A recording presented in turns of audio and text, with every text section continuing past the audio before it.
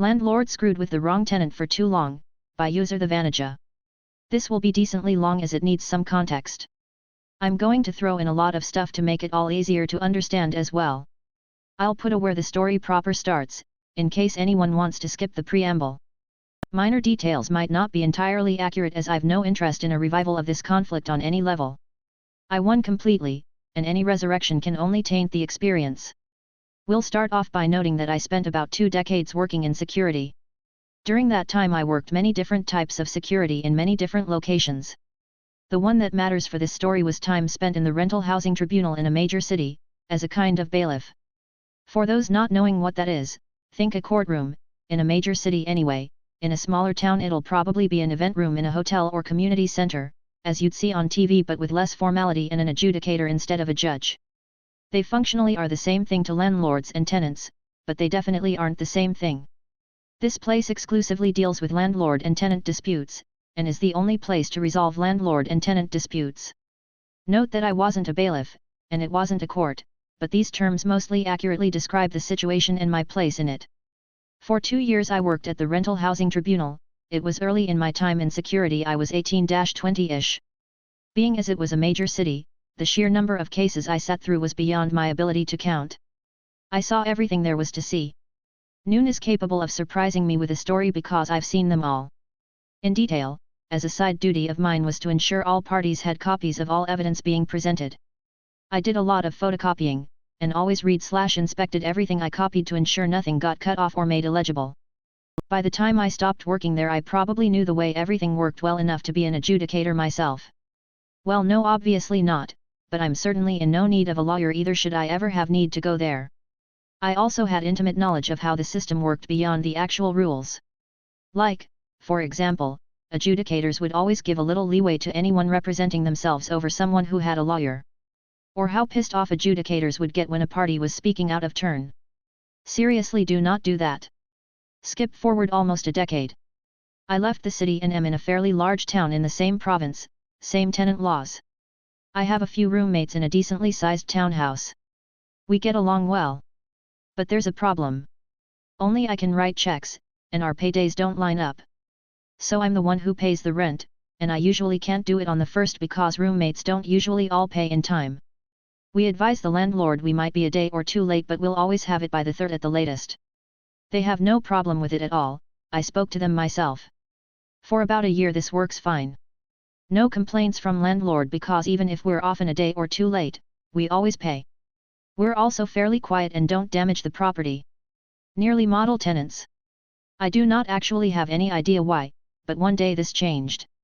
I suspect a different person in the company started overseeing the region. One day, suddenly we got a summons to the rental housing tribunal, hereafter to be referred to as RHT, on the 2nd of the month for failure to pay rent. This doesn't actually lead to a case because we paid the same day. But now we have to pay the application fee the landlord paid in order to serve the summons.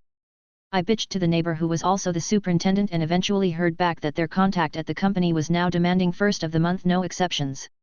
Well, that really didn't work for us, so we probably had to pay that fee 15 to 20 times over the next 2 years. I could have gone to tribunal over it but we were technically without a leg to stand on and I knew it. Maybe if I went enough times I can ding them for harassment but I don't have time for that and my roommates don't care. After being split between us all the fee wasn't enough deterrent to change our behavior so we accepted it. If this was the only issue, there wouldn't be much story though. At around the same time the rent leeway vanished, so did mandatory maintenance. I'm not going to list everything that went wrong and wasn't fixed. You'll get a decent idea at the end. We suffered through it. We were all working too many hours at shit pay to be able to actually do anything about it. We adapted. But after about 2 years it broke.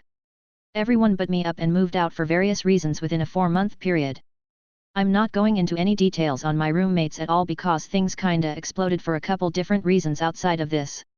No reason to dig any of that up. I had been saving up a while and was able to quit my job without having to immediately get another, so I suddenly had a lot of time. I didn't want to stay and pay the rent by myself or have to find new roommates I could live with, and with my experience in the RHT I knew I had the landlord by the balls. So I went for them. I stopped paying rent. Annoyingly I didn't get a summons the first month. But I did the second. So I went. with a meticulously documented plethora of evidence of failure to maintain the property and entering the property without formal notice. I had a copy for the landlord and a copy for the adjudicator. I know from experience that technically you are supposed to give the other party the evidence before the tribunal, but I also knew about that leeway an adjudicator gives to those who represent themselves. So I didn't give the landlord the evidence until our case came up, 100% total ambush. They argued they were ambushed, but the adjudicator just dismissed the case, dressed me down a little, and told me to file my own summons as I should have done. This was the petty revenge. The landlord and lawyer drove 3 hours to get there, for nothing. Worse than nothing. I filed my own summons, and the big day shows up. It's been about 4 months of me not paying rent at this point. I'm prepared to if I lose, but I don't think I'm going to lose. The whole thing could not have gone better.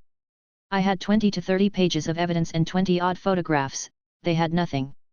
They had no actual defense for our water heater being out for 6 months or us not having a fridge for a year, just to mention 2 severe issues. Their entire defense rested on us being late for rent, which actually worked against them once that led to the adjudicator learning how many times we'd paid the application fee, and lies that had no evidence to support them. They even talked over me a few times, and I saw in his eyes the one time I opened my mouth to protest during their turn to speak but forced myself to shut up with every gram of willpower I had so only a squeak came out. The adjudicator respected me. He had no respect for the landlord. I had won on every possible front. The only question was how much. It was more than I'd ever seen. I got 9 months of free rent, and the landlord was ordered to have everything fixed before the next month was over or I'd get more. I gave notice I was leaving at the end of the 8th month and left at the end of the 9th. Because the landlord had never renewed the lease, I didn't have to give him the 3-month notice the lease specified. If you want a figure to put to it, I basically got a $13,000 judgment in my favor, adjusted for inflation and rounded. I also made the landlord and lawyer drive 3 hours, twice, only to lose. The landlord's face was so red at the end I thought he'd have a heart attack. He didn't though. By Mark. Edit to clarify a few things based on questions. I also want to add for those good landlords out there, I do feel you. My time in the RHT was eye-opening. For every bad landlord there are 30 bad tenants easily. There's a massive debate of debates to have over the whole thing. I'll only say that I do sympathize with the good landlords out there. I'm not trying to paint all landlords as terrible. This is the only landlord I've ever had that was so useless.